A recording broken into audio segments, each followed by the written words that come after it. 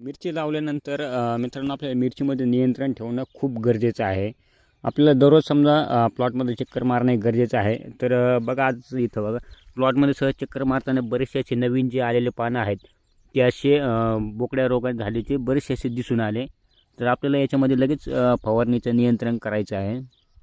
हे बघा वरती जे नवीन जे फुटवा आलेला आहे वरती 2-2, 3-3 पानावरती ते थ्रिप्स अटॅकनं थोडेसे असे बोकडल्यासारखे झालेले आहेत.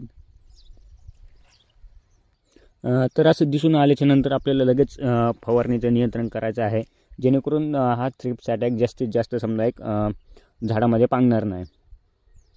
हा जो नवीन फुटवा आहे या वरच्या पानांना बरंचसं समजा अटॅक झालेला आहे. बघा काही झाडे एकदम व्यवस्थित आहेत, काही थोड्या प्रमाणामध्ये थोडं नवीन पानांना अटॅक झालेला आहे. तर आपल्याला लगेच त्याच्यामध्ये फवारणीचं नियंत्रण करायचं आहे. सध्या वाढ पण चांगली झालेली आहे.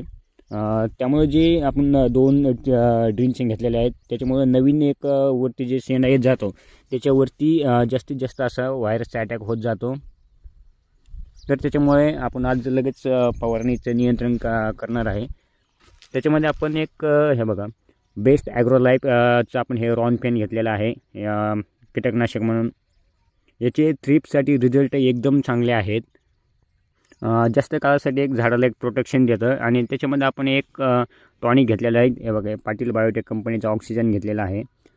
हे पण खूप चांगल्या प्रकारे काम करतं आहे आणि विशेष म्हणजे झाडामध्ये ग्रीनरी टिकून राहते. फुटव्यासाठी अधिक याचा फायदा होत जातो.